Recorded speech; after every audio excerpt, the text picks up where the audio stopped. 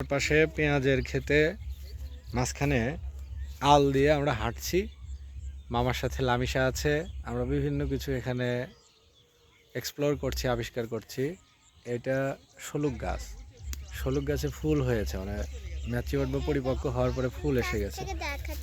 দেখি মামা, দেখাও তো। এটা কি? শলুকের ফুল। মানে এখান থেকে বীজ হবে, ফুলগুলো পরিপক্ক হয়ে পেকে গিয়ে সেখান থেকে বীজ হবে। তো আমরা প্রকৃতি অবলোকন করছি দুইজন, মামা আর লামিশা। লামিশা আমার সাথেই ছিল, সে আমার প্রকৃতি ভ্রমণের সঙ্গী হয়ে এই বিকেল আমাদের সাথে আমরা একসাথে ছিলাম। এবং এখানে মামা, তোমার কেমন লাগছে?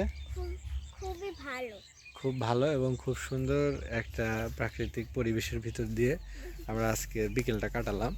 এবং চারপাশে দেখুন, পেঁয়াজ গাছের আসলে ক্ষতি হয়ে গেছে। মানে যারা পেঁয়াজ চাষি ভাইয়েরা রয়েছেন তাদের ক্ষতি হয়েছে, কারণ প্রবল শিলাবৃষ্টি হয়েছে এবং বৃষ্টিও হয়েছে। তো এটার কারণে পেঁয়াজ গাছগুলো একদম হেলে গিয়েছে। তার মানে গাছগুলো এখানে জলাবদ্ধ থাকলে পেঁয়াজের ক্ষতি হয়। পেঁয়াজ এবং আলু এগুলো জলাবদ্ধ হলে সমস্যা, পচে যায় বা এটা বৃদ্ধি বাধাগ্রস্ত হয় ও পর্যন্তই।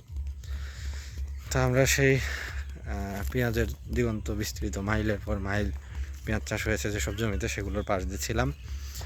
তো আপনাদেরকে সাথে থাকার জন্য ধন্যবাদ। ভিডিওটি যারা দেখলেন তাদেরকে ধন্যবাদ। তো এখানে আমরা চারপাশটাতে দেখতে পেলাম যে যত জমি আছে বেশিরভাগই লাগানো হয়েছে পেঁয়াজ গাছ, এবং পেঁয়াজ গাছগুলো সবগুলোই প্রায় নষ্ট হয়ে গেছে ওই যে বৃষ্টির কারণে, অতিবৃষ্টির কারণে ক্ষতিগ্রস্ত হয়েছে। তো আমরা এখন ফিরছি, অর্থাৎ এখান থেকে চলে যাচ্ছি এই জায়গাটা থেকে। আমরা এতক্ষণ চারপাশে ছিলাম, ঘুরে ঘুরে দেখলাম, আপনারাও আমাদের সাথে ছিলেন।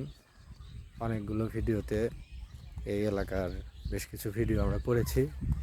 এবং এখানে একটি ক্যানেল ছিল, খাল ছিল, সেই খালের পাশে গিয়েও আমরা যা যা দেখলাম সেটা আপনাদের ভিডিওতে দেখিয়েছি।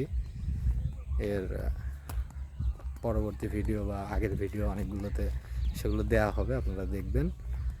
এবং সে পর্যন্ত ভালো থাকেন। আপনাদের সাথে আবারও অন্য কোনো জায়গায়, নতুন একটি জায়গা নিয়ে বা প্রকৃতির অন্য কোনো একটি প্রসঙ্গ নিয়ে আবারও আপনাদের সামনে হাজির হব। আল্লাহ হাফেজ।